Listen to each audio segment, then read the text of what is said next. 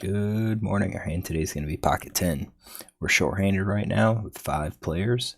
This is a 10 NL game. And folds to me on the button, and I raise with 10s. I think this is pretty standard for wide range of hands. Just going to attack. However, note that I have 2 players that are pretty loose. This guy is 64-0. He has actually 1% 3-bet range. And that's got to be just sometimes he raises aces, sometimes he doesn't. And we have 38%. I got 48 full to steal of 67%, full to steal of 48%. So I think because this guy is going to be looser, I'm not going to be raising with all of my suited hands. I'm going to be a little bit more selective because I know this guy's probably going to be calling more loosely. Doesn't mean we can't still have a wide raising range, but it's going to have to be something a little bit better than normal. So I'm going to go with something like that. And sure enough, that one player calls. Now we're going to look. You can see call 2-bet from blinds range, huge number of hands. Limpid call to range, huge number of hands. And you can see weak hands here. Queen 2 suited, 8-3 suited, 7-4 suited. We're seeing Queen 3 offsuit, Jack 2 offsuit, 9-2 offsuit, 6-4 offsuit. There's just a wide range of hands that he's playing. And I put together a range that looks something like this.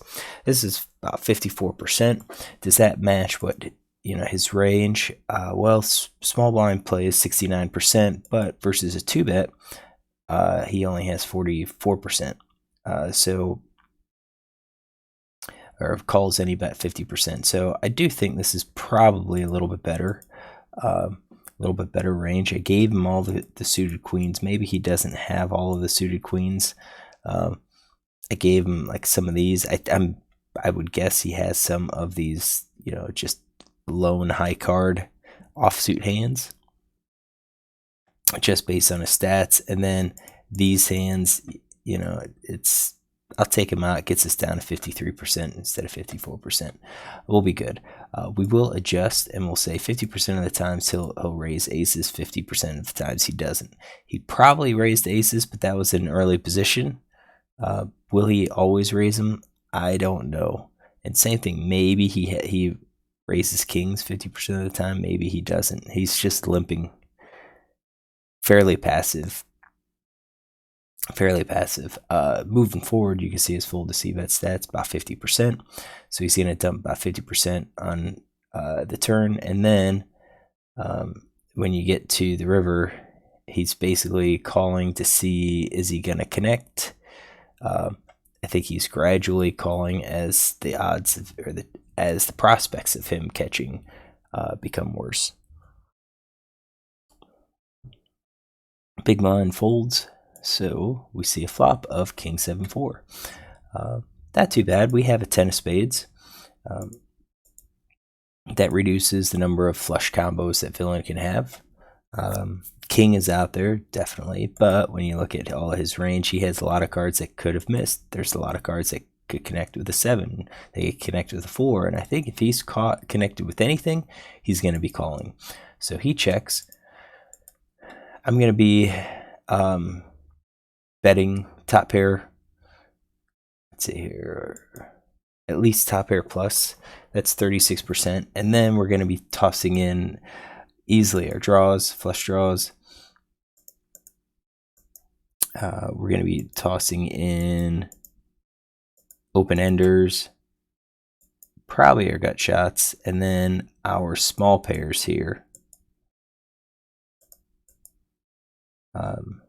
Something like that. So we're about 70%. We're not going to be surprised if villain calls, but if he calls, he's definitely going to have some hands. So we're going to say he's calling with basically any of his pairs here. We'll say he'll call with any of his flushes and any of his draws. So you're looking at something like that too, where it's 67%. How much do we bet? I think we'd go half pot. I think he's calling with so many weaker hands that we should go at least to half pot bet. I'm not sure if I go any larger than that. But I think half pot bet. So we do bet he calls. So we've got our ranges set up. 10 of hearts comes out, so that's decent. If villain had a king, we now like beat him. We still have the spade, which is good. And you know, like the 5-6 is still out there potentially. Villain checks, and we did improve. I think we continue betting. If villain has a flush, he has a flush. So if we just look at, you know, his overall flush, that's like 9%. We knew he was going to call widely, but now I think we're going to start getting some fold. So I think we're going to continue betting top pair plus. Yeah, we can get that, you know, owned. I think we're going to be a little bit more selective on our flushes. So I think nut flush second, third nut are okay. One could argue that the nut flush, if we bet and get raised, we're probably just going to have to give it up. But I don't think this is a player that is going to be doing that. I think he's probably a little too passive. At least his pre-flop stats look like he's passive. If we go to the flop, like raises section,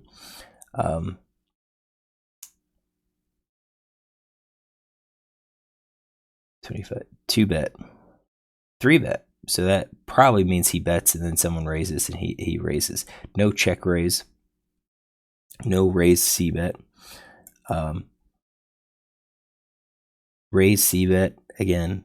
There's one on the turn. Check raise 1. I mean, he's capable of doing that. So if he check raises, he probably has a nut flush himself. So I think I'm less concerned about getting, you know, check raise off our hand.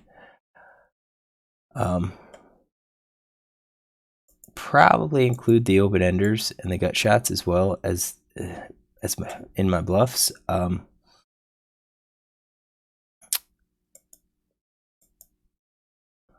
Would he call with lower pairs? That's going to be our question. Would he call with lower pair? I think he calls top pair plus. I think he calls with his flush draws. We're going to go down to the third nut. Probably with his open enders, but not with his gut shots. And the question then becomes, does he call with these lower pairs? I think so. I think he calls because he'll say, I don't believe you. I think down to third pair. The weak pair, I think he'll get rid of. So I think that's his calling range. And that means that if he's calling with those weaker pairs, we probably continue betting for value with these, like jacks and queens.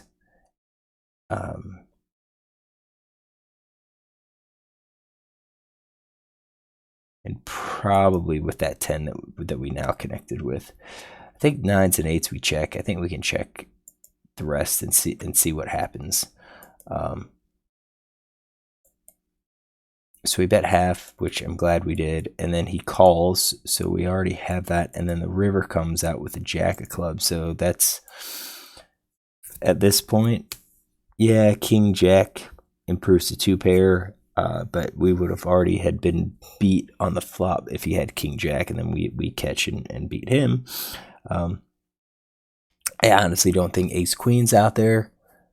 I mean, it could if he's got ace queen of spades, but he has a flush at that point. I don't think he's calling with ace queen off, unless he has like ace of spades, or maybe the queen of spades, like ace of spades queen, non-spade, or you know, ace non-spade, queen of spades, because that gives him, you know, the lone flush draw, the 1 card flush draw.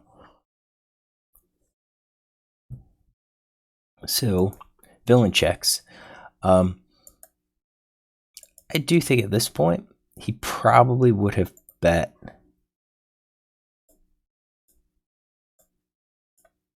that ace high flush. I think he would have bet the ace high flush at that point. So if I bet what kind of hands is he going to call with, I think player like this is going to call with any of these pairs. Probably middle pair plus, maybe that weak pair, you know, the weaker pairs. There's a lot of weaker pairs out, but I think he's calling with at least that, and we do beat a lot. So just with that, you're looking at 68%, so almost 42% folds, which means we can kind of bet somewhat wide. Yeah, I think we're going for some value with these cards, and then I think we've got showdown value with a queen and middle pair. So I think our bluffs are going to be like this, something like this. Maybe our top pair is going to be, I mean, we go for 3 streets of value. I think that's pushing it, maybe. I think maybe top pair, these middle pairs, we go for just a check behind. Possibly an overpair. I think the rest we go for a bet here. Kind of scary with the spade out there. I could easily see somebody calling with, you know, the flush all the way. But I think we're going for some value because I do think he's going to call with a king. He's going to call with a jack. He's probably going to call with a 10. That just looks to be how a passive player like this would call or would play. So if that's our bet, we're not really getting a huge amount of fold equity here. We think he's going to fold 40%.